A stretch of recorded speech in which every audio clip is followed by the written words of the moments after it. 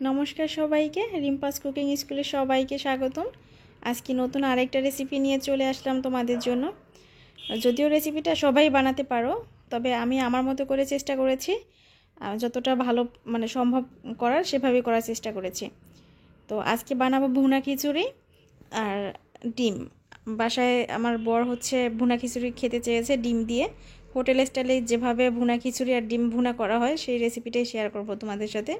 তবে ডিম ভুনাটা মনে হয় দেখাতে পারবো না, শুধুমাত্র ভুনা খিচুড়ির রেসিপিটাই তোমাদের সাথে শেয়ার করতে চলেছি। তো খিচুড়ি রান্না করার জন্য এখানে আমি এই বাটিটার 2 বাটি পোলাওয়ের চাল নিয়েছি, আর এই চালটাকে ভালো করে ধুয়ে নিতে হবে। আর এদিকে 1 বাটি মুগ ডাল নিয়েছি, আর এই মুগ ডালটাকেও আমি এখন কড়াইয়ে কম আঁচে করে আমি এটা ভেজে নেব। আর মুগ ডালটা ভেজে নেওয়ার কারণ হচ্ছে কাঁচা মুগ ডাল দিয়ে খিচুড়ি রান্না করলে কিন্তু খিচুড়িতে ঘ্রাণটা সুন্দর আসে না। আমি মনে করি যে খিচুড়ি রান্না করার জন্য মুগ ডালটা ভেজে রান্না করলে বেশি ভালো হয়। শুধু খিচুড়ি না, যে কোনো আমরা যদি ডালটা আমরা ডাল রান্নাও করে খাই, সেটাও কিন্তু ভেজে রান্না করলে তখন বেশি মজা হয়। ডালটা ভালো করে ভাজা হয়ে গেছে, তেল দিয়ে দিচ্ছি কড়াইয়ে, আর এর মধ্যে দিয়ে দিচ্ছি পেঁয়াজ কুচি।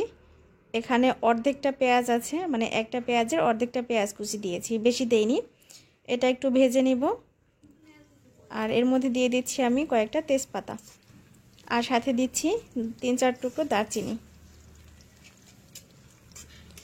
এখন এগুলো একটু ভালো করে ভাজা হয়ে এলে এর মধ্যে আমি বাকি মশলাগুলো অ্যাড করব। এখানে আমি মশলার মধ্যে দিয়ে দিচ্ছি জিরা বাটা, আর কাঁচামরিচ বাটা, সাথে একটু আদা রসুন বাটা।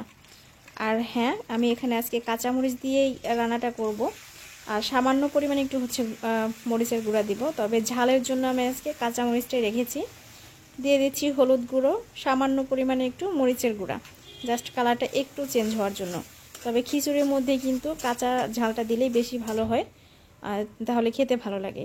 সামান্য পরিমাণে একটু ধনে গুঁড়ো দিলাম। এখন ভালো করে কষিয়ে নিব।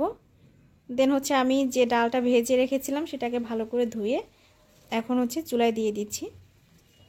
এখন মশলার সাথে চাল আর ডাল ভালো করে একসাথে মিশিয়ে নিতে হবে।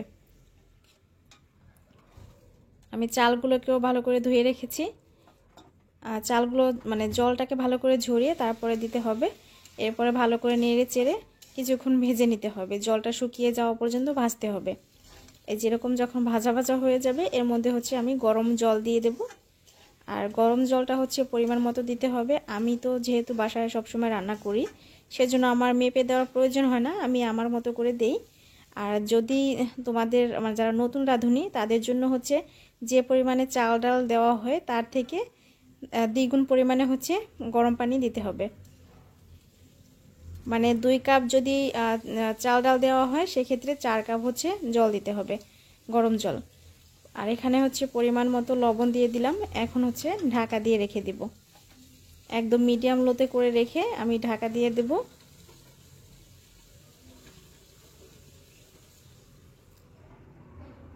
আমি কিছুক্ষণ পরে চলে আসলাম, জলটা শুকিয়ে এসেছে, একটুখানি ভিজা ভেজা আছে। তো এই পর্যায়ে আমি একটা ম্যাগি মশলা দিয়ে দিচ্ছি এর মধ্যে। আর খিচুড়ির মধ্যে ম্যাগি মশলাটা দিলে আমার খুব ভালো লাগে। আর আমরা যদি মুরগির ভুনা খিচুড়ি রান্না করি তার মধ্যে ম্যাগি মশলাটা ব্যবহার করি। যারা অনেকেই হয়তো এখনও খায়নি, এটা কিন্তু হোটেলে দেওয়া হয় না, এটা সম্পূর্ণ আমার রেসিপি। আমি ম্যাগি মশলা দিয়ে আমি এই খিচুড়িটা রান্না করলে আমার অনেক বেশি ভালো লাগে, তো সেই জন্য ম্যাগি মশলাটা দেই। তবে ম্যাগি মশলাটা একটু জল থাকা অবস্থায় দিলে ভালো হয়। তবে আজকে আমি জলটা শুকিয়ে গেছে, তো সেই পর্যায়ে আমার মনে পড়েছে ম্যাগি মশলা দেওয়া হয়নি, আর আরেকটু আগে দিলে ভালো হতো। তো এই তো আমার খিচুড়িটা একদম রান্না করা পারফেক্টভাবে হয়ে গেছে। এখন চুলা থেকে নামিয়ে নেব। তো এই আমাদের খিচুড়ি। আর আগে থেকে আমি ডিম ভুনা করে রেখেছিলাম, সাথে টমেটোর সালাদ, আর কাঁচা জলপাইয়ের আচার বানিয়ে রেখেছিলাম আমি, সেই রেসিপিও দেওয়া আছে আমার চ্যানেলে, চাইলে সেখান থেকে তোমরা দেখে নিতে পারো। খিচুড়ি মানেই কিন্তু ডিম অথবা মুরগি ভুনা অথবা যে কোনো মাংস ভুনা, তো সাথে আচার, এটা কিন্তু থাকতেই হবে। তো যাই হোক, আজকে ভিডিওটা কেমন লাগলো তা অবশ্যই কমেন্ট করে জানিও। আজকে এখানে বিদায় নিচ্ছি, টাটা সবাইকে।